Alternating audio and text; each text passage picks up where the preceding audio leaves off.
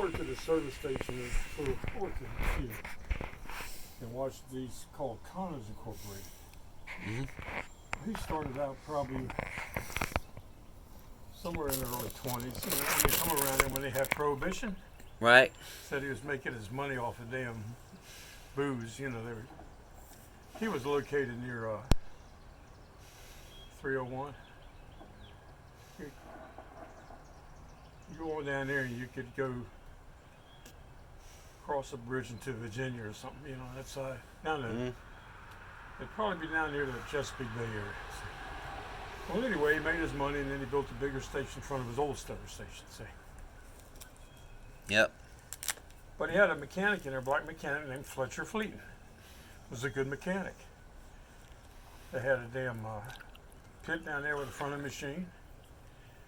When I got there, the place was, what the hell was it, 7 bays? Yeah. We had 2 bays for lubrication bays, had just the drive-on lifts. Yeah. And then we had an office. Some parts are built onto the building. We had those 2 bays and an office, probably another bay or 2, I think. Fletcher worked in one bay, had a twin post front and back, twin post lift. Yeah. And lift the front and the back of the car up, And next to that was, they had a tire machine and some shit in there, pressure washer and shit.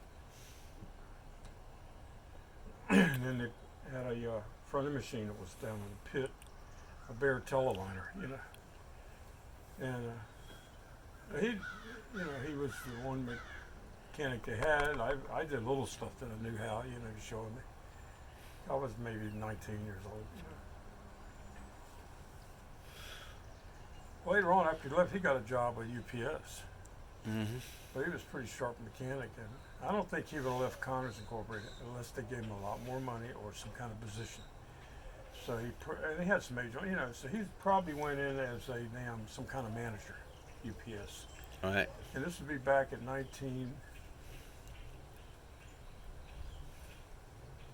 maybe 63. Wow, that's Pretty old. Yeah, that's pretty a far while back. back. Yeah. And that's probably when the UPS was getting bigger or something. I'm not sure. I'm I don't know the history of it. actually, you may be correct. Yeah, I don't know exactly when UPS really got started getting big. I think it was somewhere around there because yeah, I think he wouldn't so. went there unless it was a good deal. Yeah. One day he's working and the battery blew up in his face, and it can happen on a car. I actually had a cousin that had that happen, and it was bad, but he recovered. And I'm happy for that. Well, Fletcher, I've had one blow up, but I wasn't under the car. Fletcher hollered at me and take me to the bathroom. Well, we had a nice bathroom there for work. We had a long sink, and whatever.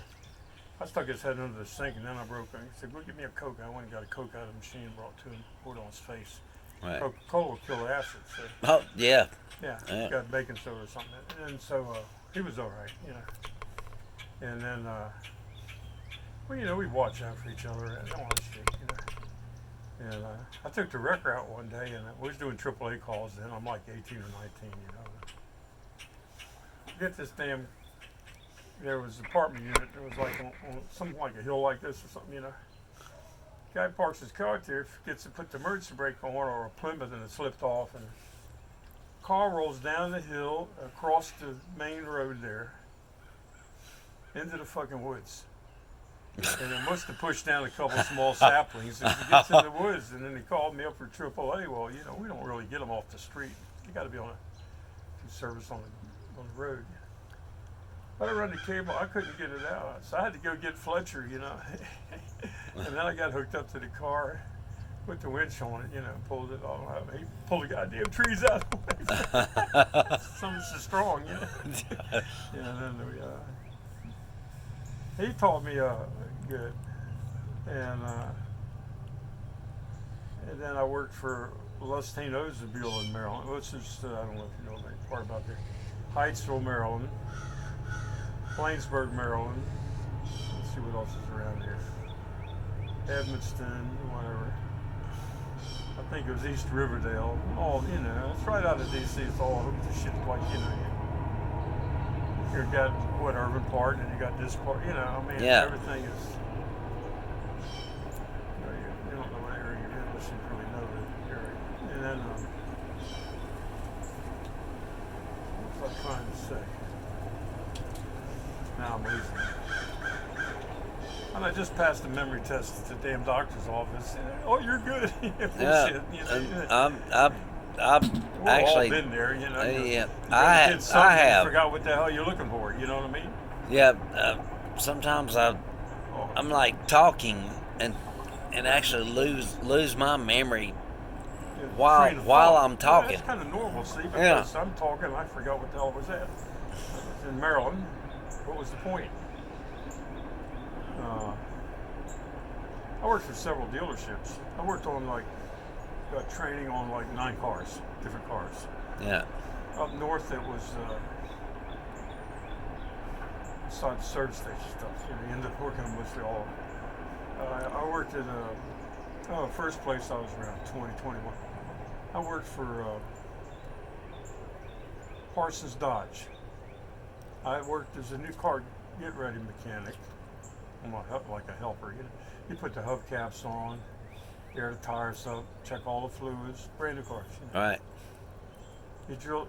We used to have to drill a hole on the fender for the antenna. Boy, you better be right. Oh. The damn drill hole through the fender. You know. Yeah. Well, they gave you a little template put there, and you know, you just don't want to screw up or not. Because cars back. They didn't come with antennas. Exactly. Did they If come you with wanted a radio, did they come with radios?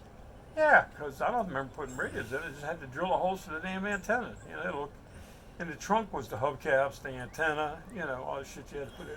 Yeah. And then you did different things that my mechanic trainer wanted me to do, you know. And then, oh shit, I mean, 40 hours a week, you know. I mean, I'll do what he told me to. And then I worked for, let's see. I worked for Lustine Ozenbiel for a while. That was out on US 1. That was like Hyattsville, Maryland, main drag. And we worked on the floor, flat floor, no lifts. We had one. I think they had 2 lifts out there in the lube bays. Everybody else worked flat floor, transmission man. We all worked, you know, jacked the damn car, put stands under. Pain in the ass, but I mean, it did. You know, and you're young. I mean, you can get around good. Yeah. And then, let me see what else. And then I worked for Otha Williams Buick. A good man to work for. Never seen him. He had a damn farm somewhere. He'd come in now and then. They hired me around Thanksgiving or so, and maybe a week before that. And he'd come on in, and the new guy met me, and must have said something to him like, "You want us to give him?" I just started what were they giving out? Turkeys? Yeah, I guess they were hams or something like that. They said, "Oh yeah, give him one. Yeah, no problem." You know. And birds all over the place now, aren't they? Springtime. Yeah. Took a month to get here. Well, I mean, it's here. I think, you know. And so I worked there for till I moved down here. When I moved here when I was 24 years old. I'm 70. I'm 80 now. 56 years. So I've been here. You know. you've been in this same house, No, I've been here 37 years. in this house. Yeah, my mom and stepdad got it. I think around 1973 or 72, right there. You know. Right. He used his GI Bill rights to get it, because he was either in the Navy or the Merchant Marine. And I guess Merchant Marine gives you some of the stuff that the Navy's got. You know what I mean? And because remember, they were on a ship like in a tornado or a hurricane, whatever it was. They sent them out on there to Stanley, go out there and get some of the life preservers out of that box. He goes out there and he sees this damn wall of water coming down over the damn ship, you know, and he grabs the bottom of the damn machine, you know, like a 50 caliber machine gun thing, and just hangs on, you know, and water goes Yeah. on by him. He gets the hell up and he opens the damn door and some more water pushes him down into the ship. They thought they were getting flooded out. He said, "It's just me, but you ain't getting them fucking life preservers." Man, he was here. Let's see, yeah, he's living here. And he didn't last long after he got here. He was smoking too much. He was a house painter. The guys pick him up, take him to work. They liked his work, you know. They'd bring him home. Yeah. And then he painted houses. I guess they did small buildings too, whatever, you know. And Stanley Raley. My mom married him. Mom had 5 kids who all had different dads. My mom,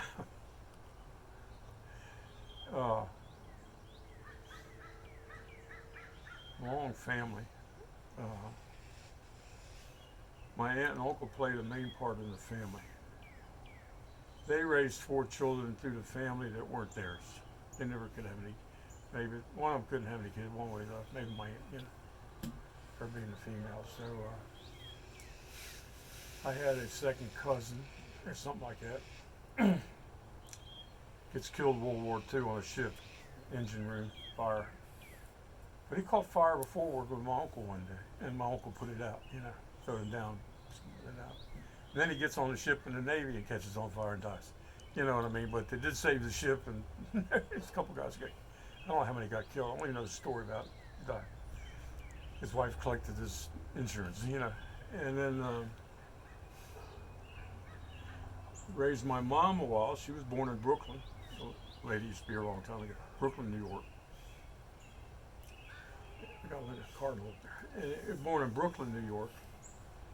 And they raised her, I don't know, probably for a few years, and she moved to Maryland, which is right outside of D.C., their part. So she could catch a bus and a streetcar, and they had streetcars, you know. Yeah. Had some here, you know. And you ever see pictures of streetcars here? I think they had a streetcar right here on Elm Yeah, Street. on Elm Street. Yeah, on Elm Street. Yeah. And then, so they had when I moved down here, I was familiar with streetcars, you know. But they were taking them out up there going to Subway, you know. And then, as she graduated, I guess around her first job was right around World War II, because she was 22 when 1922 she was born. 18 years would be 1940, you know, somewhere in there. After she got out of high school, she went to work in the Maine Navy Department. Yeah. Which I guess we'd started the war then, and in the war, and they needed more people, you know. Yeah. So they're hiring or whatever, but they're also putting more people in their offices, which is women, you know. And they're learning, you know, they're taking up a trade, you know. Well, of course, they had other trades, Rosie the Riveter, and you know. Yeah. I love that part of history with Rosie the Riveter and stuff. It's amazing, and to know that you lived through that is mind blowing. Well, you know, I grew up. I never met my dad, but I think here's probably what happened if you put the timeline together. See, I'm born in May of '43, so you go through 9 months of pregnancy, right? So this goes back to what, maybe August of '42. Yeah. It shows him enlisting in the birth certificate, the dad's name, from Tennessee, and enlisted as a private U.S. Army. See, and born in Tennessee. His name, and which a lot of times my aunt and uncle picked me up on weekends and said, "Oh, what?" And a lot of us didn't have dads in those days. See? Yeah. They were either divorced situations there, or guys killed in the service. Yeah. So it wasn't unusual for a kid not to have a dad. Exactly. And it might be maybe a dad down the street that had, well, his dad down the street was a school teacher, had 2 boys. They were Polish boys. I used to hang out with them, and then he'd be like a dad, you know. Hey, we're going somewhere, you know. Get Gary, you know what I mean. And we went fishing up to big fishing somewhere up near in Pennsylvania, and it was near Camp David. We went trout fishing one day. Yeah. I had them waders on up there about here, but you get water there, you're going under you. You know. I know. I love fishing, Yeah, but well, I've actually I never been that good at it. You know? never been that hardcore to go trout fishing in that. What caught What- one that was stuck between a damn rock. I mean, that was. Dude, yeah, I have been. I have been out fishing with my uncle and brothers and my dad and this, that, and other, and we've been out in a river to where we were like pulling a small boat upstream Good. so we could float back downstream. But then I stepped off of that boat, what I thought was a boulder that I could hit, Come on.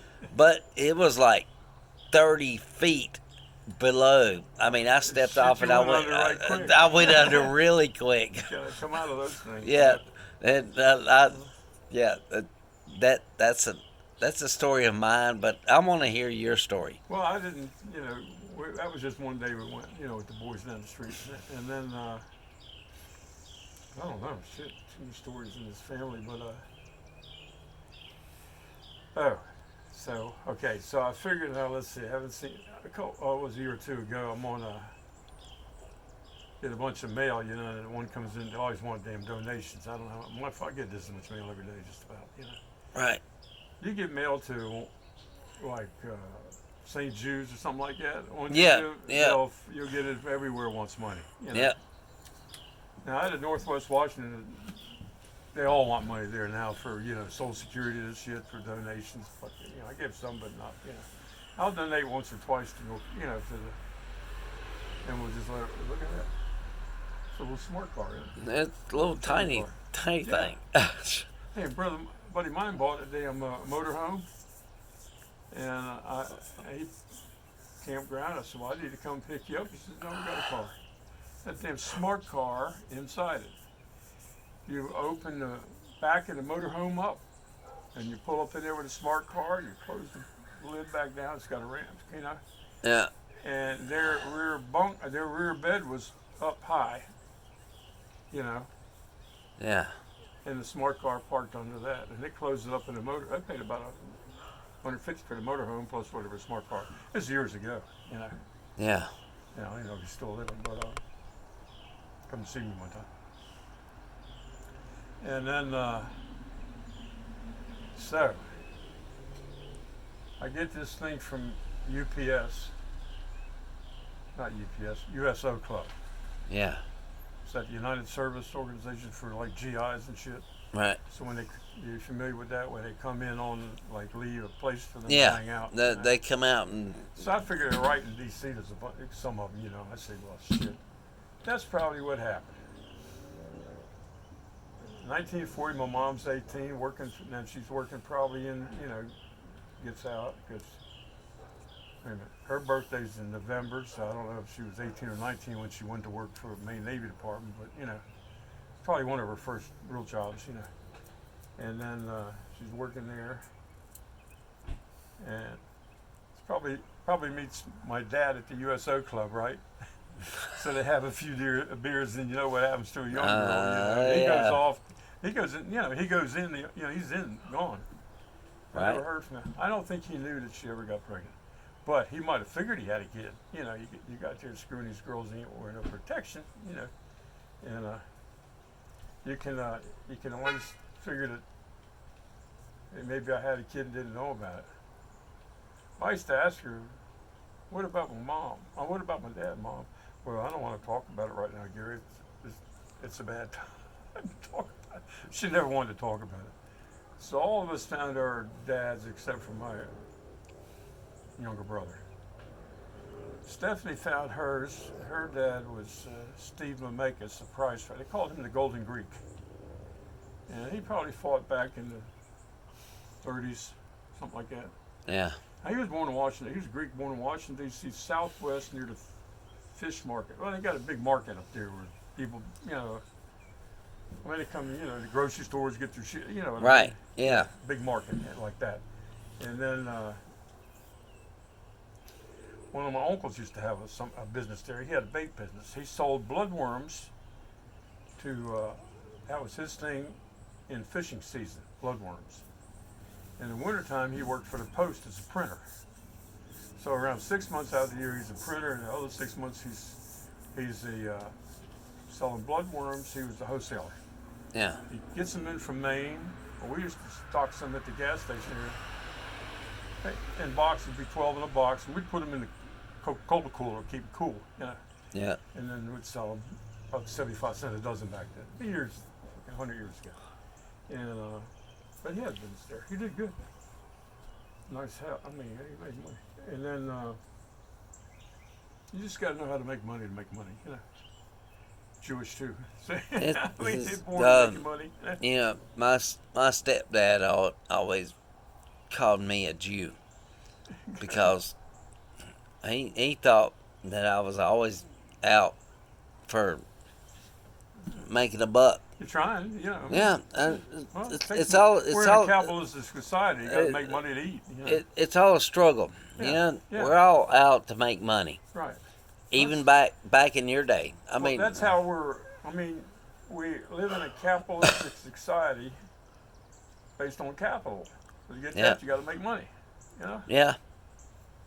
And then, you know, I got to get him some water. He's going to wait, cat. He ain't going nowhere. And then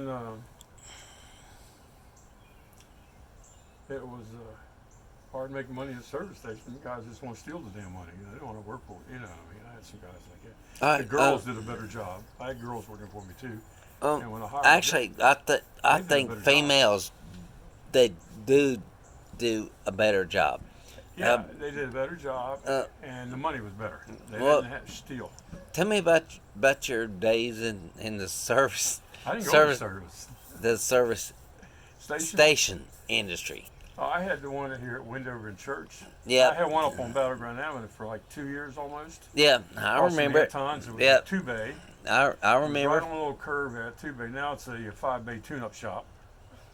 I don't know what kind of business they do. When I had the 2-bay there, I got into the easy haul truck rental business. Yeah.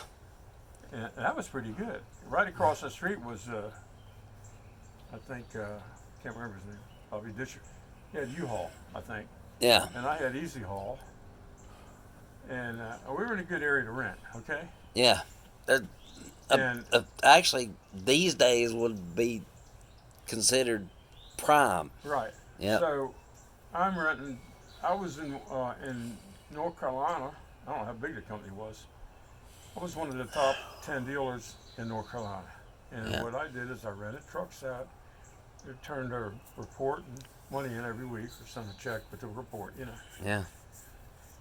And I think by doing that, if you've got any kind of rental, you're going to climb up the ladder. And a lot of guys didn't turn the money in. You know, rent the truck, keep the money, and wait for the guy to come by and say, hey, give us the money or we take the trucks, and all that shit. And then they changed to top 15 dealers in 2 states, and I was in that too, you know. So that was pretty good. And then I had an option on this bigger station at Wendover Church, which I should have never did. Should have stayed in that little 2-bay station up there. Option came up, and I kind of got into it, probably against my better judgment.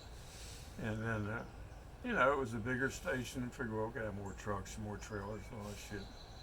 And the first thing you know, I get the fuck in there, down there, doing great, starting with.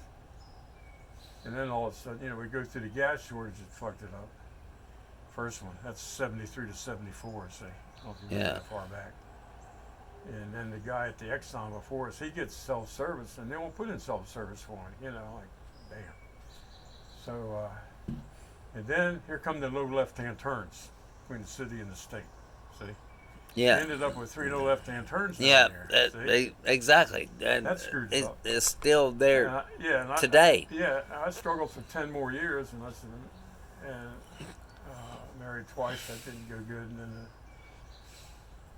I finally had to get out. They wouldn't renew my lease after the 13th year, you know, whatever it was. 3-year leases, I was up. So it must have been an oddball lease somewhere because I did 13 I did from 71 to 84, yeah, and that was 13 years, whole years in there, both in places.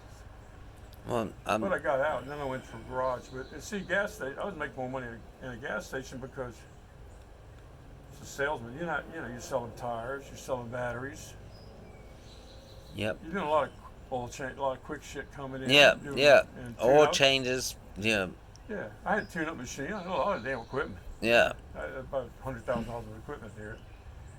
I had a tow truck and I had a pickup truck, and everything's pretty good. But I had bought a front end machine, shit. And then I think I just burned out. Probably burned out. And the marriages, I think, got kids in the marriages going. yeah. And then that goes on for a while. Of course, you pick up a girlfriend here and there. Generally, got kids, and they want somebody to date or whatever. I had maybe a couple good dates, but but I wasn't looking to get married again or at least have any kids again. Right then, Yeah. And then I go on to meet this Asian girl, and she's, so